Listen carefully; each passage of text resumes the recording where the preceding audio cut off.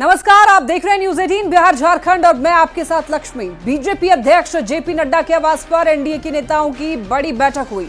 करीब 50 मिनट तक चली बैठक में अंबेडकर विवाद पर बातचीत के साथ साथ गठबंधन में तालमेल पर भी चर्चा हुई। साथ में यह भी साफ हो गया कि सीएम नीतीश कुमार के नाम पर एनडीए में कोई कंफ्यूजन नहीं है।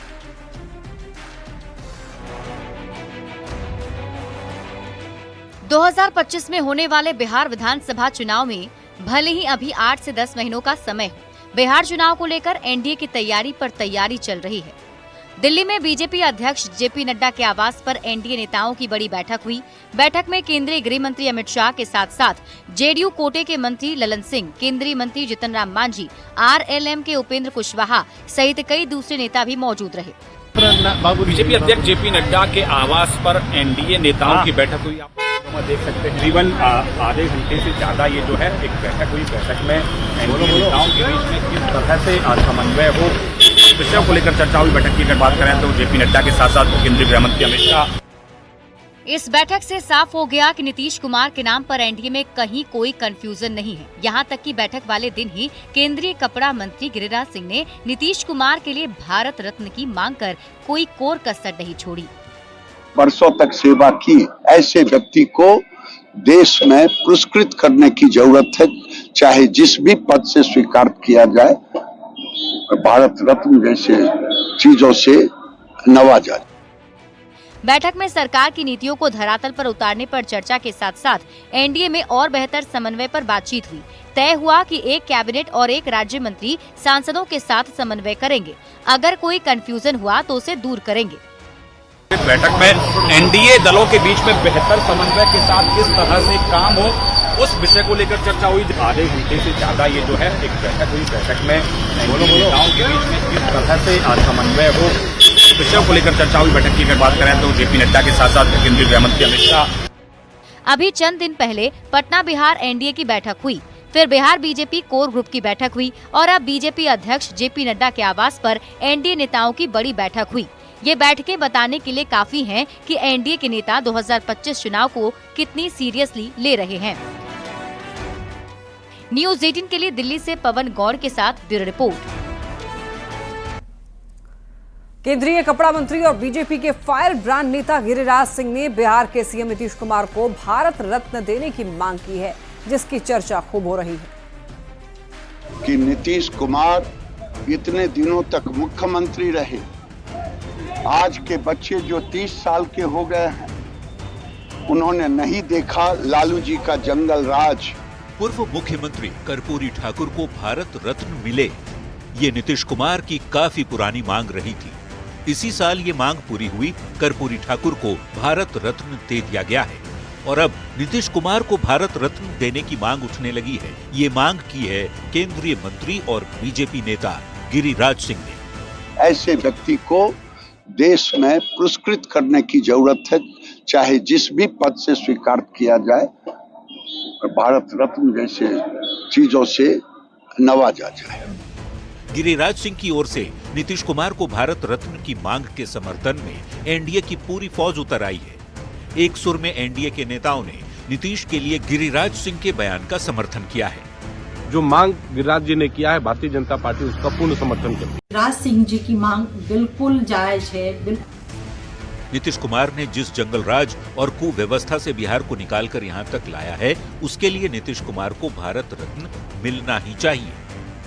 नीतीश कुमार जी से बेहतर इस उपाधि के लिए कोई हकदार नहीं हो सकता। हालांकि नीतीश के लिए गिरिराज सिंह की ओर से भारत रत्न की मांग का आरजेडी के नेता कुछ और ही राजनीतिक एंगल निकाल रहे हैं। भारत रत्न, नोबेल पुरस्कार सब देंगे, लेकिन चुनाव के बाद फिर महाराष्ट्र में शिंदे जी की तरह नीतीश जी को भी कुर्सी से बेदखल करेंगे। ये पहला मौका है जब बीजेपी के किसी नेता ने नीतीश कुमार को भारत रत्न देने की मांग की है। इससे पहले जेडीयू के राष्ट्रीय कार्यकारी अध्यक्ष संजय झा और जेडीयू नेता छोटू सिंह नीतीश कुमार को भारत रत्न देने की मांग कर चुके हैं। ये मांग तब हो रही है जब अगले साल बिहार में विधानसभा के चुनाव होने हैं और मांग उठाने वाले हैं गिरिराज सिंह, जो कभी नीतीश कैबिनेट में रहते हुए नीतीश कुमार के आलोचक माने जाते थे और खुलकर अपनी बातें कहते थे। हालांकि लंबा वक्त गुजर चुका है। नीतीश और बीजेपी अब एक साथ हैं और नीतीश बिहार के मुख्यमंत्री हैं तो गिरिराज सिंह केंद्र में मंत्री। न्यूज़ 18 के लिए बेगूसराय से संतोष कुमार और पटना से विनीता मिश्रा के साथ ब्यूरो रिपोर्ट। सीएम नीतीश पर तेजस्वी ने ऐसा बयान दे दिया जिससे बिहार की सियासत सुलग गई है। तेजस्वी ने कहा कि सीएम नीतीश बीजेपी के कब्जे में है, सीएमओ का नियंत्रण बीजेपी कर रही है, अमित शाह के पास सरकार का पूरा कंट्रोल है। तेजस्वी के इस बयान पर बिहार में सियासी बवाल मचा हुआ है। यहाँ का जो सीएमओ है वो उसका कंट्रोल जो है भाजपा के नेताओं के पास। नेता प्रतिपक्ष का एजेंडा और भाषा पर हम लोग वक्तव्य नहीं देते हैं। लालू प्रसाद जी का परिवार सिर्फ और सिर्फ भ्रष्टाचार के लिए जाना जाता है। हम जब पॉलिटिकल सिजेरियन इंजेक्शन देते हैं ना, वो दर्द असहाय करता है। सीएम नीतीश को लेकर तेजस्वी यादव के बयान पर बिहार की सियासत सुलग गई है। तेजस्वी यादव ने नीतीश कुमार को लेकर बड़ा आरोप लगाया। तेजस्वी ने कह दिया कि नीतीश को बीजेपी चला रही है, बीजेपी के पास सीएमओ का नियंत्रण है, अमित शाह के पास पूरा कंट्रोल है। सुनिए तेजस्वी यादव का वो बयान जिस पर सियासी घमासान मचा है। यहाँ का जो सीएमओ है वो उसका कंट्रोल जो है भाजपा के नेताओं के पास है और जो इनके कुछ 4 जो नेता हैं, 2 दिल्ली में चले गए हैं, 2 यहाँ हैं, वो भाजपा के संपर्क में है। तो पूरी तरीके से कंट्रोल जो है अब अमित शाह जो है कर रहे हैं। तेजस्वी के इस बयान के बाद एनडीए के दिग्गज नेताओं ने एक सुर में पलटवार शुरू कर दिया। एनडीए ने तेजस्वी को लालू राबड़ी शासनकाल की याद दिलाई। विजय सिन्हा ने लालू प्रसाद को बिहार की बर्बादी का सबसे बड़ा नायक बता दिया। तो जेडीयू ने पूछा कि तेजस्वी के माता पिता के शासनकाल में कौन लोग सरकार को हाईजेक किए हुए थे। जो बिहार को जंगल राज का स्वरूप में गुंडा राज में तब्दील किया और बिहार के अंदर एक फ्रॉडिज्म का राजनीति का शुरुआत किया है। श्रीमान लालू प्रसाद यादव बिहार के बर्बादी का सबसे बड़े नायक है। लालू प्रसाद जी का परिवार सिर्फ और सिर्फ भ्रष्टाचार के लिए जाना जाता है। लालू जी के परिवार के द्वारा इस बिहार को लूटने का काम किया गया और इस तरह का बयान लालू जी पहले बोले, फिर उनके परिवार के बच्चे बोल रहे हैं, ये अत्यंत ही दुर्भाग्यपूर्ण है। माननीय तेजस्वी यादव जी, राजनैतिक रूप से कौन किसको हैक करता है, इसके तो आपके माँ पिता का शासनकाल साक्षात उदाहरण है। वित्त विभाग कौन चलाता था? अघोषित रूप से आपके मामा मान्यवर साधु यादव जी, मान्यवर सुभाष यादव जी। फर्नीचर तक सुरक्षित नहीं रहता था। नीतीश सरकार पर बीजेपी का नियंत्रण है, सरकार पर पूरा कंट्रोल अमित शाह का है। तेजस्वी के हाईजेक वाले बयान पर बिहार में सियासी महाभारत छिड़ गया है और बिहार का सियासी पारा ठंड मौसम में भी गर्मा गया है। न्यूज़ 18 के लिए पटना से धर्मेंद्र कुमार और आनंद अमृतराज की रिपोर्ट। नीतीश कुमार पर तेजस्वी के आरोप पर बिहार में सियासी घमासान मचा है। बिहार बीजेपी अध्यक्ष ने कहा तेजस्वी उटपटांग बातें करते रहते हैं। तो डिप्टी सीएम विजय सिन्हा ने कहा तेजस्वी यादव क्या हैं, उनकी पहचान क्या है। मंत्री नितिन नवीन ने कहा तेजस्वी के माता पिता के समय रिमोट से सरकार चलती थी। मंगल पांडे ने भी तेजस्वी पर निशाना साधा है। ये उटपटांग बात करना उसकी आदत हो गई है। सपना में चलना, सपना देखना, उटपटांग बोलना, अब यही सब विपक्ष का काम रह गया है और विपक्ष के पास सब कोई काम नहीं। तेजस्वी यादव जी क्या हैं, उनकी पहचान क्या है, उनकी पहचान क्या है? माता पिता पूर्व मुख्यमंत्री थे, यही उनकी पहचान है। जमीन पर उनका कोई मेहनत है। लोकतंत्र की परिभाषा हम लोग को समझाएगा। जिसके परिवार में लोकतंत्र नहीं हो वो क्या लोकतंत्र की परिभाषा हमको समझाएगा? तो तेजस्वी यादव के न परिवार में लोकतंत्र है न पार्टी में लोकतंत्र है। वो तो राजशाही शासन के साथ सोचते हैं। सब कुछ बहुत बढ़िया से हमारे मुख्यमंत्री श्री नीतीश कुमार जी के नेतृत्व में चल रहा है। जनता का विश्वास बढ़ रहा है। उपचुनाव में भी जनता ने 4 सीट एनडीए की झोली में डाल दिया। तो इन सारे कारणों से उनके पेट में दर्द हो रहा है। अब उस दर्द की दवा तो उन्हें ही खोजनी पड़ेगी। इस दर्द की दवा तो हम लोगों के पास है नहीं। मुजफ्फरपुर में सीएम नीतीश की प्रगति यात्रा से पहले आधे अधूरे चंदवारा पुल को चमकाया जा रहा है। सीएम नीतीश को दिखाने के लिए पुल की पेंटिंग में दिन रात मजदूर लगे हुए हैं। सीएम नीतीश ने साल 2014-15 में पुल का उद्घाटन किया था, लेकिन पुल का निर्माण अब तक पूरा नहीं हुआ है।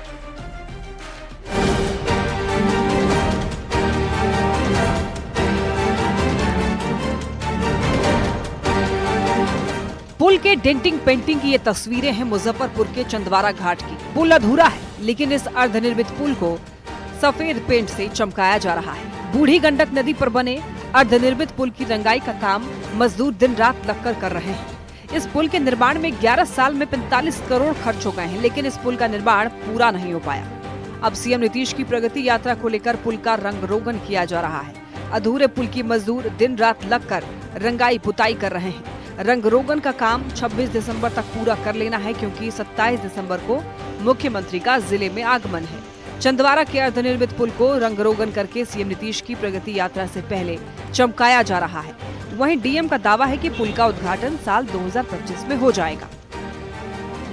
चंदवारा पुल के अप्रोच पथ का जो है उसमें रिवाइज्ड ए की प्रक्रिया में है, उसमें काम प्रारंभ हो गया है और चंदवारा पुल जो है हम लोग मान करके चल रहे हैं। उसमें अपर मुख्य सचिव पथ निर्माण विभाग का भी निरीक्षण हुआ था और अगले वर्ष 2025 में जो है पुल बन करके तैयार हो जाएगा और इसमें आवागमन प्रारंभ हो जाएगा। प्रगति यात्रा के पहले चरण में मुजफ्फरपुर में 27 दिसंबर को नीतीश कुमार पहुंचेंगे। सीएम के दौरे को लेकर जिला प्रशासन पूरी तैयारी कर रहा है। अर्धनिर्मित चंदवारा पुल का शिलान्यास मुख्यमंत्री नीतीश कुमार ने साल 2014-15 में किया था और इस चंदवारा का पुल को साल 2018 तक पूरा कर लिया जाना था, लेकिन साल 2024 बीतने वाला है और ये पुल अभी तक पूरा नहीं हुआ है। अब सीएम नीतीश को दिखाने के लिए अधूरे पुल का तेजी से रंग रोगन हो रहा है। न्यूज़ 18 के लिए मुजफ्फरपुर से संवाददाता प्रियंक सौरभ की रिपोर्ट। भागलपुर में शराब माफियाओं ने एक परिवार पर कहर बरपाया। परिवार का कसूर इतना था कि शराब के धंधे की सूचना परिवार वालों ने पुलिस को दे दी। आखिर बिहार में शराब माफिया इतने बेखौफ कैसे हैं?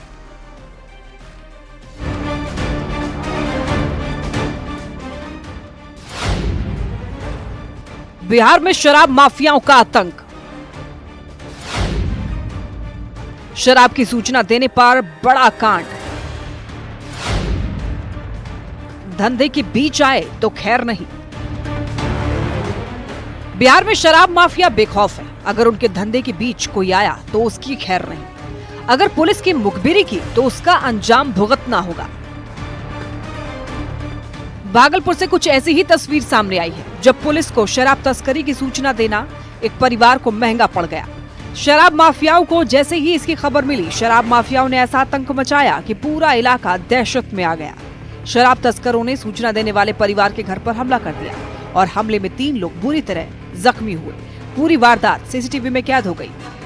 चंचल बिंद, आरती देवी, सभी लोग परिवार उसका आया। मेरे पति के साथ मारपीट करने लगा, मेरा बेटा के साथ मारपीट करने लगा। सब लोग धमकी देता है कि हम लोग दारू बनाते हैं, तुम लोग सब खबर देता है पुलिस को, तुम्हारे वजह से हम लोग पकड़ा जाते हैं, मेरा परिवार पकड़ा जाता है। सुल्तानगंज थाने के मिर्जापुर गांव में खुलेआम शराब की अवैध बिक्री होती है, जिसकी सूचना एक परिवार ने पुलिस को दी। इसके बाद माफियाओं ने परिवार पर कहर बरपाया। हमले में घायल परिवार ने सुल्तानगंज थाने में शिकायत की। पुलिस पूरे मामले की छानबीन में जुटी है।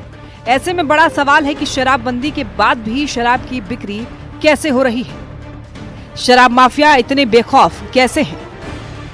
शराब माफियाओं को आखिर कौन शह दे रहा है? प्रशासन की नाक के नीचे आखिर शराब की बिक्री कैसे हो रही है? न्यूज़ 18 के लिए भागलपुर से विकास कुमार सिंह की रिपोर्ट। पटना में बीपीएससी ऑफिस का घेराव करने के लिए पहुंचे अभ्यर्थियों पर पुलिस ने लाठीचार्ज किया। पुलिस के जवानों ने अभ्यर्थियों को दौड़ा दौड़ा कर पीटा। अभ्यर्थियों ने पुलिस अधिकारियों पर गाली देने का भी आरोप लगाया है। लाठीचार्ज में कई अभ्यर्थी घायल हुए हैं। दरअसल आपको बता दें कि अभ्यर्थी बीपीएससी परीक्षा रद्द करने की मांग को लेकर कई दिनों से पटना के गर्दनीबाग में धरना दे रहे थे। अभ्यर्थियों का कहना है कि पटना के बापू एग्जाम सेंटर के अलावा भी कई ऐसे एग्जाम सेंटर्स हैं जहां पर गड़बड़ियां हुई हैं और इसीलिए पूरी परीक्षा रद्द होनी चाहिए और एक बार फिर से आयोजित की जानी चाहिए। दरअसल आपको बता दें कि बीपीएससी की परीक्षा जो है वो 13 तारीख को कराई गई थी। सिंगल शिफ्ट में आयोजित हुई थी परीक्षा। लेकिन परीक्षा के दौरान पटना के बापू परीक्षा केंद्र पर मैनेजमेंट की लापरवाही और गड़बड़ियों को लेकर के विरोध शुरू हो गया था। अभ्यर्थियों ने आरोप लगाया था कि पेपर देरी से बांटा गया, जो पेपर दिया गया उसकी सील पहले से खुली हुई थी। इसके बाद कई अन्य परीक्षा केंद्रों पर भी अभ्यर्थियों ने परीक्षा में गड़बड़ी के आरोप लगाए। हालांकि बीपीएससी अध्यक्ष ने इन आरोपों को सिरे से नकार दिया है। उन्होंने देरी की वजह बताई है, लेकिन पूरी परीक्षा रद्द करने से इनकार कर दिया है।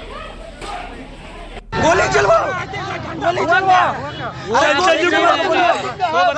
मार के गोली चलाया, गोली चलवाइए। संजय कुमार को जानवर की तरह बर्ताव कर रहे हैं लोग, जानवर की तरह। ऐसे नहीं मारा, हाथ काट दे रहा है। गोली चला संजय कुमार, कम से कम एक चला। गोपालगंज के चर्चित इंजीनियर प्रखर दुबे की गोली मारकर हत्या किए जाने के मामले में पुलिस ने फरार आरोपियों के घर कुर्की जब्ती की कार्रवाई की है। पुलिस ने बलथरी गांव में निरंजन शाही के घर की कुर्की जब्ती की। इस दौरान पुलिस की फोर्स मौजूद रही। बता दें आपको, नगर थाने के सरैया मोहल्ले के भिदभेरवा रोड के पास में बीते 14 नवंबर को प्रखर दुबे की गोली मारकर हत्या की गई थी। खबर बेतिया से, जहां पर वाल्मीकि टाइगर रिजर्व के मंगरूहा वन क्षेत्र के रिहायशी इलाके में एक बार फिर से बाघ ने हमला करके मवेशी को शिकार बनाया है। पशुपालक ने रेंजर को आवेदन देकर मुआवजे की मांग की है। साथ ही ये बताया कि रात में सोने के बाद बाघ जो है घर के बाहर बंधी हुई मवेशी को गन्ने के खेत में ले जाकर के मार दिया। सूचना के बाद वन विभाग की टीम इलाके में अब चौकस है। भागलपुर में क्रिसमस को लेकर के काफी ज्यादा लोग जो हैं वो लोगों की भीड़ देखी जा रही। खासतौर पर चर्च में काफी ज्यादा लोगों की भीड़ दिखाई दी। कैंडल जलाकर के लोग जो हैं प्रार्थना करते हुए दिखाई दिए। जिले के कचहरी चौक के चर्च के पास में हजारों की संख्या में पहुंचे हुए लोग क्रिसमस मना रहे हैं। वहीं भीड़ को देखते हुए पुलिस प्रशासन ने सुरक्षा के भी पुख्ता इंतजाम किए हैं। ज्यादा जानकारी दे रहे हैं संवाददाता विकास कुमार सिंह। पूरे देश के साथ भागलपुर में भी क्रिसमस बड़े ही धूमधाम से मनाया जा रहा है। हम आपको भागलपुर कचहरी चौक की तस्वीर दिखा रहे हैं कि किस तरह से हजारों की संख्या में लोग यहाँ पर पहुंचे हुए हैं और कैंडल जलाकर प्रार्थना कर रहे हैं। लोगों की भीड़ को देखते हुए भागलपुर पुलिस प्रशासन और जिला प्रशासन की ओर से सुरक्षा व्यवस्था के कड़े इंतजाम किए गए हैं। खासकर जो घंटा घर चौक है और तिलका मांझी चौक के रास्ते यातायात को सुचारू ढंग से चलाने के लिए काफी संख्या में यहाँ पर पुलिस बलों को भी लगाया गया है। बड़े ही उत्साह होकर लोग यहाँ पर पहुंचे हुए हैं। कितना इस दिन का इंतजार रहता है, कहाँ से आई हुई है? बहुत ज्यादा इंतजार रहता है। बाटी का घर चौक से हम लोग आए हुए हैं। बहुत अच्छा लगता है। इस दिन का हमेशा इंतजार रहता है। हर साल हम लोग इस दिन के लिए वेट करते हैं कि 25 दिसंबर कब आए और हम लोग सेलिब्रेट करें। इनके साथ आना हुआ है? दोस्तों के साथ। दोस्तों के साथ आ रही हैं। दिनों से इंतजार रहता है। अपने दोस्त लोग के साथ सेलिब्रेट करते हैं, कैंडल जलाते हैं। कहाँ से आना हुआ है? मनाली चौक। किस तरह से मना रही हैं आप लोग, सेलिब्रेट कर रही हैं? कैंडल मतलब दोस्त के साथ सेल्फीज वगैरह ले रहे हैं। बड़े धूमधाम से क्रिसमस का जो यह त्योहार है वो लोग सेलिब्रेट कर रहे हैं, मना रहे हैं। बता दें कि जो भीड़ लोगों की उमड़ी है उसे देखते हुए भागलपुर पुलिस प्रशासन की ओर से पुख्ता इंतजाम किए गए हैं। विकास कुमार सिंह, न्यूज 18 भागलपुर। और इसी के साथ खबरें लगातार जारी है। आप देखते रहिए न्यूज 18।